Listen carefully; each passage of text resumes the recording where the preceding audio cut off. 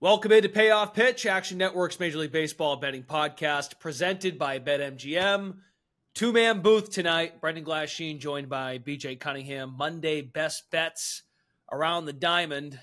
Tiny slate, very tiny. 3 games. That's it. Astros, Blue Jays. Start us off at 3:07 Eastern, first pitch, and then 2 night games. Mets and Nationals at 6:45. And the Brewers and the Rockies at 8:40. Hey, BJ, at least they're kind of staggered. We got that going for us. That's nice. They got that right at least. We can, if you want to watch these individually, you can. So that's nice good. At least. Yeah. If everybody's wondering why this happened, is because 4th of July falls on Thursday, and they want to play day games, obviously, there. Right. So if you start series on Monday, obviously a lot of them will end by Wednesday. So that's why we have a 3-game slate here. Right, and normally Mondays and Thursdays are travel days throughout the course of the season. So with that all in mind, we're just going to go game by game. So let's start with Astros and Blue Jays. Toronto's a dog. It's kind of a compelling series, I suppose. I mean, the Blue Jays are not playing all that well, and the Astros are in a bounce-back situation. Yeah, so it's kind of an interesting game, to say the least. Hunter Brown he's a big-time positive regression candidate. His ERA is about a run lower than his actual ERA. He's got incredible stuff plus numbers. All of his pitches are allowing under a 300 expected weighted on base average. He is a little reliant on his fastball. That's the one pitch the Blue Jays actually do hit well. So you could make a case for Toronto, who's been above average against right-handed pitching and right-handed fastballs, that they have a chance here. But I think the bigger question is just, Yariel Rodriguez is going to pitch for the Blue Jays. His last 2 starts, he's been an opener for the bullpen. He's only pitched, 1 1/3 and 1 innings in his last 2. If he's going to do that again, I think that gives the Blue Jays a little bit of an advantage here, because if you look at Yariel Rodriguez's stats, he has a 6 walk per 9 rate, and his expected ERA is well over 5. Now, he does project out to be more of a 4.2 ERA type of pitcher. His stuff plus numbers grade out by league average. So, in theory, he's more of an average major league starting pitcher, but it seems like he's going to be an opener. And it sounds like the Blue Jays are just going to play matchups here throughout the Astros, which you could say adds a little bit of a benefit to them. And I actually am projecting a little bit of value on the Blue Jays, but I don't know if I want to play that. Instead, I like under 8.5 runs at -110. Like I said, the Blue Jays do have a chance with Hunter Brown and his fastball, but his fastball has been incredibly dominant. It has great movement, great velocity, great stuff plus numbers, and the Blue Jays can't really hit anything else outside of that. Plus, you look at these 2 bullpens, both of them grade out pretty average as well. Both are very good defensive teams. So, this game will be played in Toronto. The winds will be slightly blowing out, although I will say that Toronto Stadium is built up fairly high, where the winds, don't matter as much comparatively to Wrigley Field. So for me, it'll be under 8.5, projected 7.8 runs. If Yariel Rodriguez is only going to go a couple innings, I think that gives a benefit, because the Blue Jays bullpen is completely rested, and Ryan Presley is the only guy that's not going to be available for the Astros. So under 8.5 in that first game for me. Very good. And when I say bounce back spot, the Astros collectively have won 9 of 10, and they are over 500 for the first time all year. They're coming back. Yeah. Kind of what we've been wondering and discussing, at least at the beginning of this month, end of May, like when would they get it together? And it appears they have done so. And that AL West is ripe for the taking right now. Very much so. Right. So in some high scoring games with the Mets, and then got those Rockies in there, games that stayed under 8 runs, actually 8 and below in the Rockies games. But yeah, a lot of runs and a lot of bullpen usage in that Mets series. Speaking of those New York Metropolitans, pick 'em with Peterson and Gore on the mound for the Mets and Nationals, respectively. Where is the edge here for the Mets, who, when I say bounce back spot, they've been red hot, fun team. Yep. Jose Iglesias is singing to the fans. I thought, that song's great, by the way. I went and listened to the full length of it. That song is good. I like it. OMG, it was good. It was good. Mets team's fun. And we don't have our Mets guys on here. Or at least our New York guys on here to discuss. But I'm kind of happy, honestly. Like, they'll just keep going on and on. But Charlie's probably happy about his Lindor ticket, and Zerillo's been betting the Mets more lately. So where are they in this game? Are they undervalued at a pick'em price against Gore and the Nats? I really do. I know a lot of people are in love with Mackenzie Gore. He's got some of the best stuff plus ratings in baseball, 3.8 expected ERA. There's really you dig into him, you're like, there's really not a lot of weaknesses, and he's been pitching really, really well this season. But the Mets, Gore is somebody who's very reliant on his fastball, throws it about 54% of the time, and he is allowing a 326 expected weighted on base average, which is around league average. But the Mets are the number one team in baseball in terms of expected weighted on base average against left-handed fastballs, and they're third in baseball in weighted runs created plus overall against lefties. And then you look at David Peterson, and you'll see he's got a 6 expected ERA. That is only in 5 starts, though.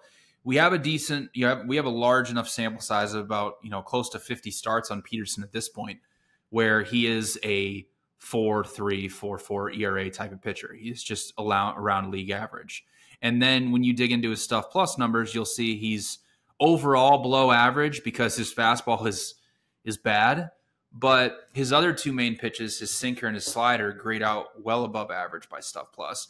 And he'll be facing the Nationals lineup that has the 3rd lowest weighted runs created plus against lefties. They're terrible against them. The Mets bullpen will be completely available despite the extra innings game today. They didn't use Reed Garrett. They only pitched Ottavino, who obviously didn't pitch on Friday as well. So everybody will be available for them. And then the Mets are, by stuff plus, and their bullpen grade out way better than the Nationals. They're a way better defensive team, and Nationals are bottom 5 in baseball in defensive rating. So, I have the Mets projected at minus 132 here. I get that Mackenzie Gore is a better starting pitcher than David Peterson. Like that's not really an argument. But everything else around that favors the Mets in this matchup. So I like them at minus 110. I think they're getting really undervalued because I think, honestly, that they're just overvaluing this starting pitching matchup. Okay, very good. And to conclude our mini 3-game slate breakdown, we've got the Brew Crew, the Brewers taking on the Rockies. Tanner McGrath has been a frequent contributor to our podcast, and he mentions, maybe the Rockies in certain spots as home underdogs. There is some value at times with the Rockies. Is that a situation tomorrow night? It could be, honestly. Bryce Wilson he's not been good this season, and he doesn't, from a project, he's been a 4.65 expected ERA, which is around where he's projected to be from an ERA standpoint, right? So he's a very below average pitcher. You look at, the Rockies aren't that great against right-handed pitching. But the flip side of it is that Austin Gomber is going to be on the mound. He is not somebody that I typically enjoy backing, especially being a fly ball guy in Coors Field, even though the wind's going to be blowing sideways. But Milwaukee is below average in terms of weighted runs created plus against left-handed pitching. Obviously, Milwaukee has the defensive advantage, the bullpen advantage, but it's really hard to get behind Bryce Wilson at minus 162 at this high of a price. So for me, I'm passing. I projected the Brewers at minus 137. So, yes, in theory, there could be some value on the Rockies. But if you want to play them at all, maybe first 5. But I have a hard time getting behind Austin Gomber because he's been consistently a well below average starting pitcher in baseball. Bryce Wilson looked better, obviously, against the Rangers in his last start. 6 innings of 3-hit baseball after having the home run problem has appeared really going back to the beginning of May. Yep. But and not a place you want to have a home run problem at. Correct. Right. But both these guys do. So that's, if you want to dig into some, some home run props, there are certain guys that you could target. Stay tuned in the Action Network app. Maybe I'll throw some home run props in there. But yeah, I mean, even Gomber, I know he's got a 4.8 expected ERA. The projection models have him as a 5.5 ERA type pitcher.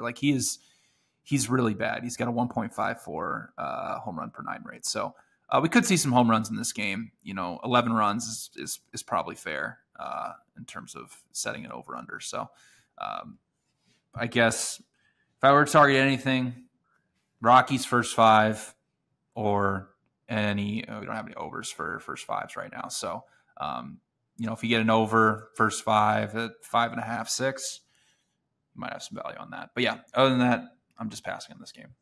Okay, excellent. That's it. 3 games Monday. We were just discussing at the top of the show, maybe because of the 4th of July, to get all the timing situated with teams coming in for a series, et cetera, et cetera.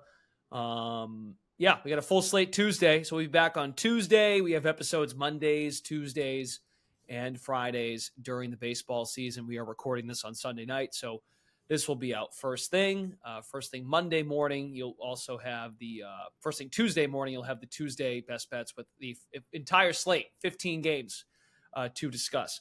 Please download the free to download award-winning Action Network app. Leave your 5-star ratings and reviews wherever you listen to this podcast. Check out the Action Discord channel, and we'll be back at it on Tuesday. For BJ Cunningham, Brendan Glasheen, thank you all for tuning in. Good luck. Again, these games are staggered, so you can watch baseball back to back to back. Thanks for listening to Payoff Pitch. We are Action Network's MLB betting podcast presented by BetMGM. We'll talk to you again tomorrow.